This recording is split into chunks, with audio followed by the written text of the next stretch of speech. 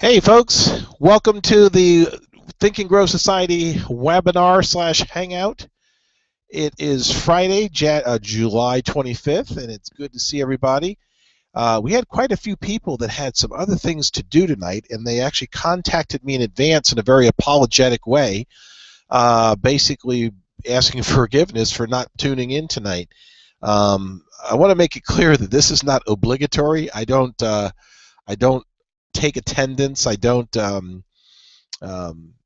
hold it against you if something else is going on, especially if you're happy with what's going on in your life. You know, it's one thing if you're complaining about the fact you're not achieving, but then I find out that you're out to dinner with a bunch of friends who aren't achieving either. But the point I'm trying to make is you don't have to be apologetic if you have something else to be doing on a Friday night. That's one of the reasons why we send out the replay link so that you can kind of watch this at your convenience. I actually invited people to attend on Friday nights just to keep me company, if nothing else, as I share this information. So for those of you who are able to make it tonight, I'm glad to have you here, and welcome. So let's see if we can get started here. We have a very important topic tonight, one that most of us are very familiar with, and one that I think at the same time, because of the familiarity with what we think it means, I feel that we sometimes don't understand or take the time to understand the deeper insights into this particular lesson. And tonight's lesson is on, the golden rule. And we're all, for the most part, familiar with the golden rule being do unto others as you would have others do unto you. And that makes sense on a very superficial level, on a surface level. What I think we don't understand until we really delve deep into this lesson is how much sense it makes on the deeper levels. Excuse me just a minute. This headset is a little bit uncomfortable. I mean, I'm used to the one-sided headset, and so when I have one over my ears both ways, it sometimes distracts me a little bit. So with that in mind, what I'd like to do tonight is to hopefully help you to understand where the golden rule principles apply in a deeper way as being part of who you are and what you do and the results that you get in attracting to your life what you really want. Now, if we start with the general premise that we should do unto others as we ask others to do unto us, I don't think there's anybody on the planet that wouldn't agree that that makes sense. And that principle, it's interesting that that principle is the last lesson in the Law of Success in 16 Lessons, because I believe it actually relates back to another principle that we kind of started the entire ball of wax with when Dr. Hill, at the very beginning of the lessons, defined success as being able to achieve your definite aim without violating the rights of others. Being able to achieve your definite aim without violating the rights of others. That's how he defined success in the beginning. And when you think about it, definite chief aim is very closely aligned with that, but except that it goes a little deeper than that, because it's not just a matter of you achieving your definite aim without violating the rights of others, but it's also a matter of you contributing to the achievement of other people's goals and dreams. So if you're the kind of person who would like to have the help of others, you should be the kind of person that's willing to give your help. If you ask people for support and assistance, you should be the kind of person that gives support and assistance. Now, that's still on the very superficial level of what does it mean to do unto others as you would have others do unto you.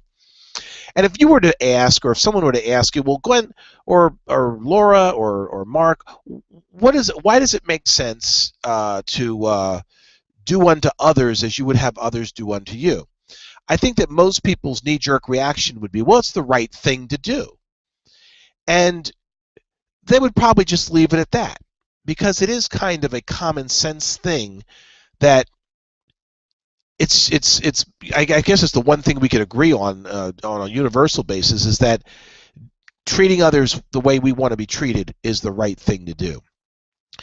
What we don't understand in that process sometimes, though, is that there are some other things that occur There are some other things that happen as a result of making that part of who we are and what we do.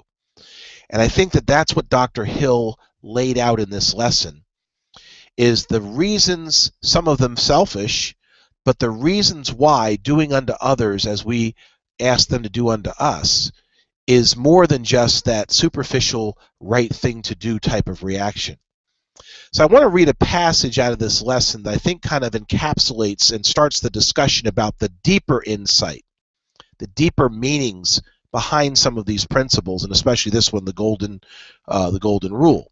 You remember at the beginning of this whole process, for those of you who were here from the beginning, I talked about the fact that I've read this book about 10 times in the past 10 years, an average of once a year. I actually went back and calculated. It was originally, I thought I had read it 10 times in 8 years, and I think I actually came to the conclusion I've been reading it a little longer than that.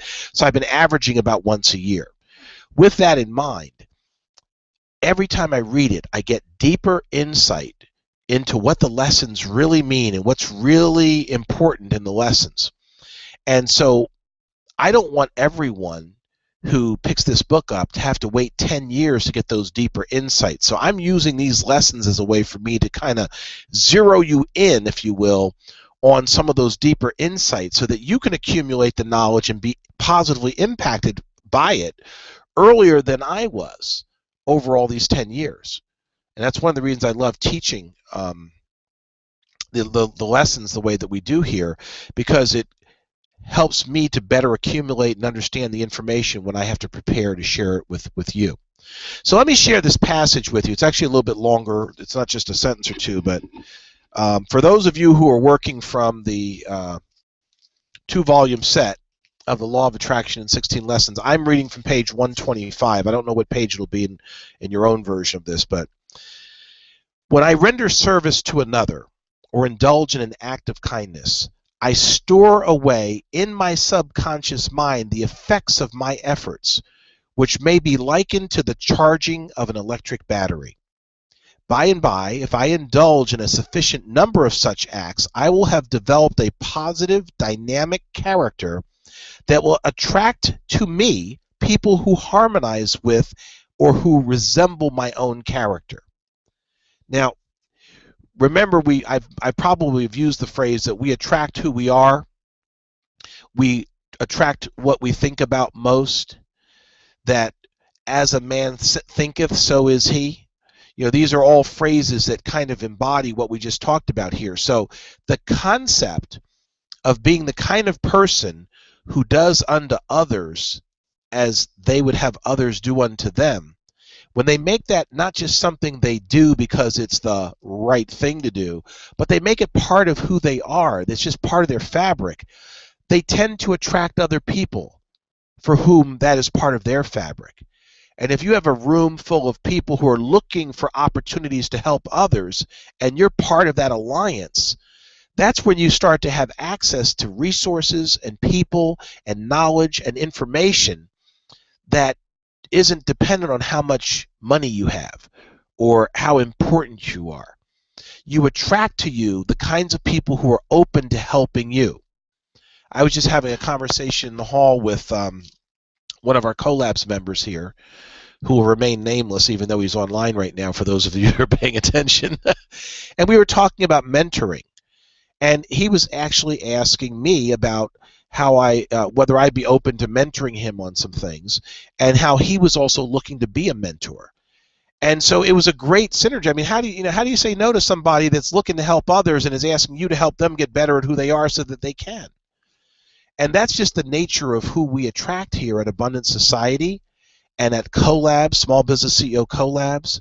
I mean, I have the privilege of being around some of the most extraordinary people on the planet. And I like to think that the reason for that is that I've gotten my music right with respect to attracting them. And the reason that I'm becoming more and more successful at attracting the right people is because hopefully I have matured and grown to the point where, because I've grown, I'm attracting other people who are better tuned in with some of these things that are important to me. And so I take this very seriously. As you know, I wouldn't be here on a Friday night for 20-something odd Friday nights. I mean, you know what people are usually doing on Friday night. It's not that I don't enjoy some free time. I just find that this is such an important time for us that I am willing to invest this time on a Friday night with you and with me as well.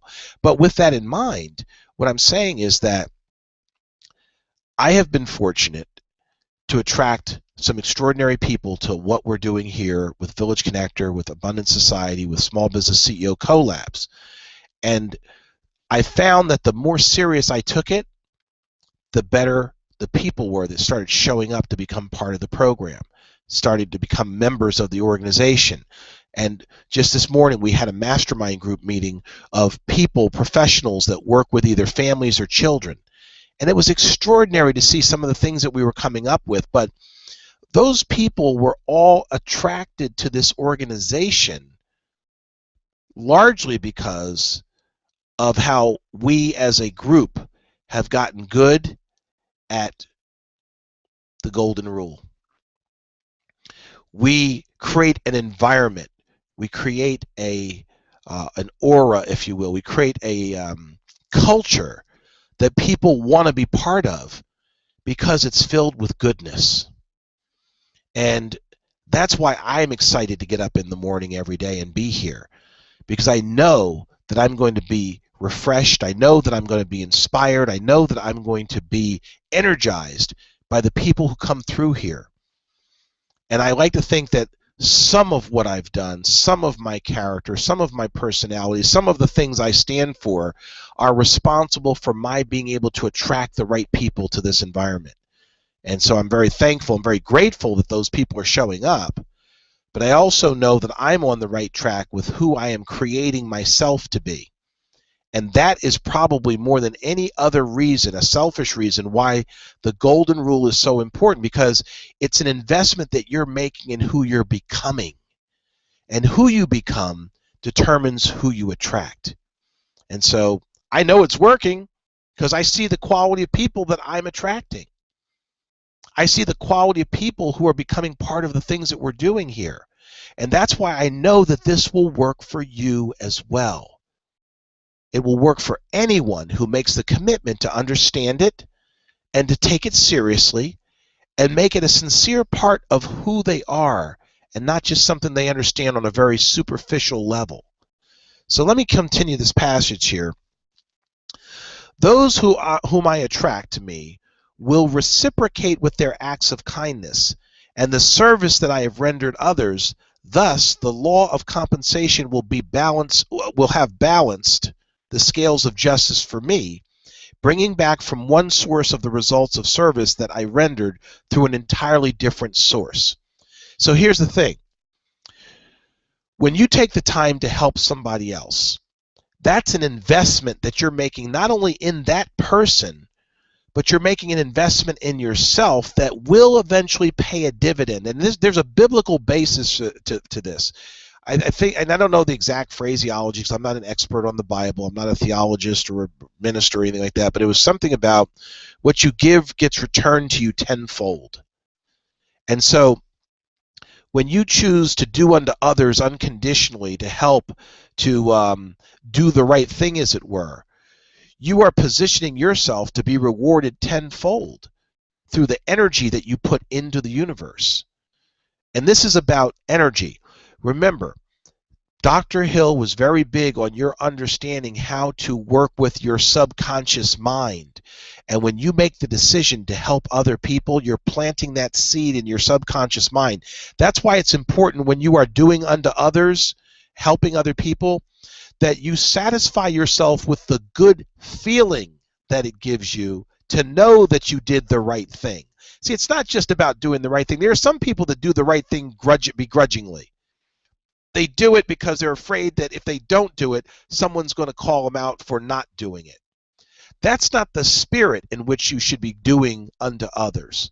If you have to be strong-armed into doing unto others as you would have them do unto you, or you have to be immediately rewarded for doing that, then you're not doing it in the right spirit. And that's when you understand these principles on a very superficial level. But when you know that in your heart you did something that made an impact on someone in a very positive way, and you can satisfy yourself with the good feeling that you got from that. That's when you understand the deeper insights into why the golden rule is so important. We're going to find out in our next lesson how important it is for you to always feel good. And so what we're talking about tonight is one of those things that you should feel good about. You see, when you do the right thing, when you do unto others as they would have you do as you would have them do unto you, if you can feel that your reward is the good feeling you get from that, that's what plants that seed in your subconscious mind that creates that charging of your battery, that as that stockpile builds up, it becomes not just something you do, but it becomes who you are. And when you're the kind of person who energetically is willing to help others, you start to attract the kinds of people that are willing to help others. And guess what?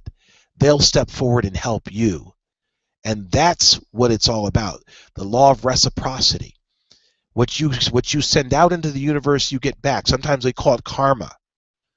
Sometimes we call it, all kinds of things. But the point I'm trying to make is that when you understand how it works, it's not an accident. See, a lot of us will do a favor and then we'll immediately look for, well, what are you going to do back for me? That's not the spirit in which you should be doing things.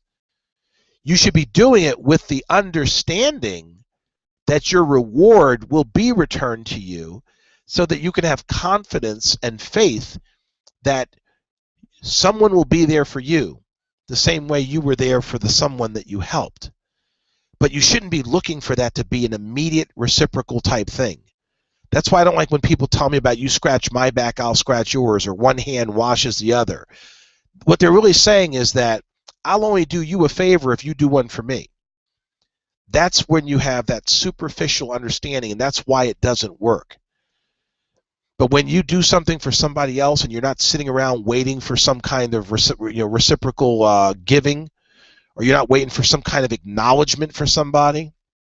In fact, if someone is doing something for you, you should acknowledge that, not because they deserve it for the doing. They should be satisfied with the good feeling they get. That's why I love anonymous donors, because anonymous donors can't possibly be rewarded with immediate reciprocation, because people don't even know who they were. But here's the thing. When an anonymous donor helps somebody else and they feel that good feeling for what they just did for that person, that triggers that energetic response that makes that part of who they are, and then they start attracting the right people. And that's how they know in their heart that it's working, because nobody even know that they gave. So it wasn't a matter of looking for something immediately in return. But the person that's the recipient of the anonymous donation, whatever it might be, they should be grateful. They should express gratitude, because that's another success principle, is being in an attitude of gratitude. And you don't even have to necessarily know who it is you have to be grateful to. You just need to experience the feeling of gratitude. The feeling of gratitude is like the feeling of doing the right thing for others.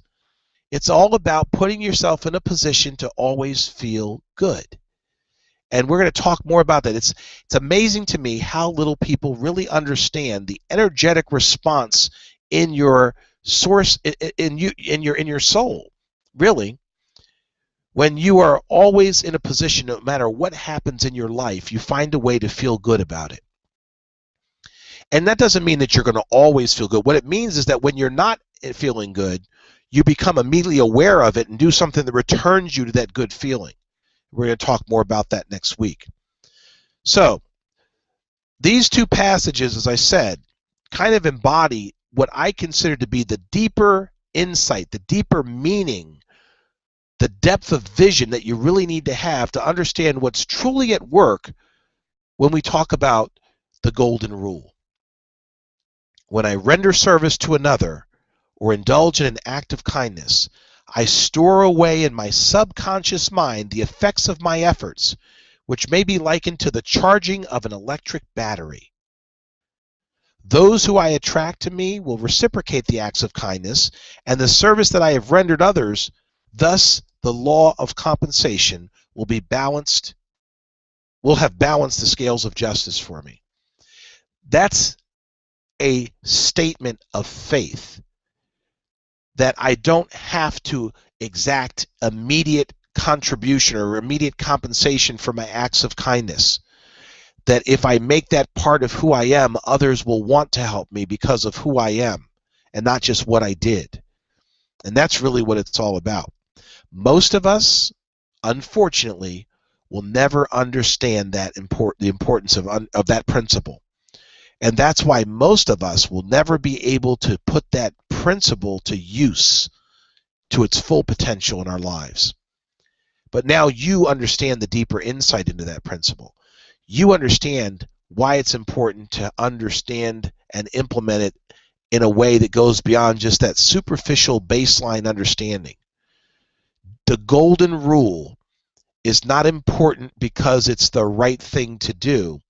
It's important because of the way it makes you better at who you are and what you do. It's important because of who you become by making it part of who you are. And that is perhaps the most important aspect of this lesson as I saw it. Now, you may have gotten some other things out of the lesson. You may have gotten some completely different things. You may have gotten some more important things, but that was what was important to me in this lesson. Is that I'm not going to do things for others just because others will look at me and say, what a nice guy he is. I would do things for others because of how it makes me feel. And when I am in control of how I feel about who I am and what I do, I become a better person.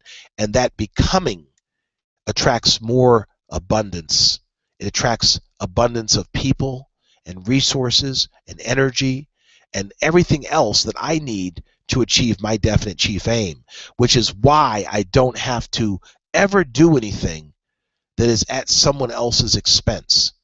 I never have to worry about accomplishing what I want and having that be something that violates the rights of others. So that's why these two lessons, as I see it, are in alignment with each other, and I hope that you find what we shared tonight useful. So let me stop here and see if anybody has any questions or comments about this particular lesson. And I'm not saying you have to have any. Don't feel bad, if you don't have a comment. Oh, and I see a lot of activity in here right now. Let me see what Mark had to say here. Actually, Laura had something too. Let me see. I'm trying to scroll down here. Okay, I see. Mark said you can ask for things or take them. But if you give to others and treat others as they want to be treated, I believe the positive energy will come back to you as a force multiplier. That's exactly right, Mark. You get it.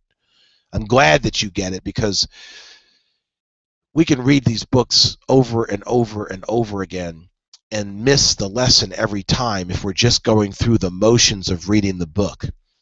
But if we're constantly preparing ourselves to receive the real essence, the real message in these chapters, the real essence of these words, then we position ourselves for maximum success and maximum happiness. And again, it all starts with seeking the deeper meanings, seeking the deeper insights into these things. And that's one of the reasons why, even though we are now finished, Volume 2, 1,100 pages, we did it. We're now finished with the first reading of the Law of Success in 16 lessons. It's time to start over. Now, we're going to actually be talking next week about where we go from here as it relates to the study of this material. And I will probably have, maybe not next week, but in the Abundant Society social network, some recommendations on some other books to read. But what I'm saying to you is that this is the beginning. This is a starting point. This is an introduction. This is an orientation on how to position yourself to receive the information well and better every time you pick up this book. This is one of the most fabulous resources that I have ever laid my eyes on. I've given this book now away as a gift more times than any other book that I've ever read. And that's a lot of books. And that's a lot of books I've given away, by the way. In fact, I think that the only book that I'd given away more frequently than The Law of Success in 16 Lessons before now was a book called The Go-Giver by Bob Berg, and I want to recommend it. And that doesn't diminish the fact that The Go-Giver is an incredible book.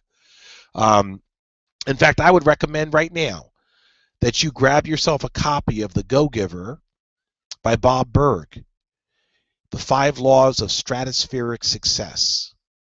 And you're going to find that those laws of stratospheric success are in complete alignment with everything that we have studied in Napoleon Hill's own rendition of the laws of success. So I encourage you to pick up a copy of The Go-Giver by Bob Berg.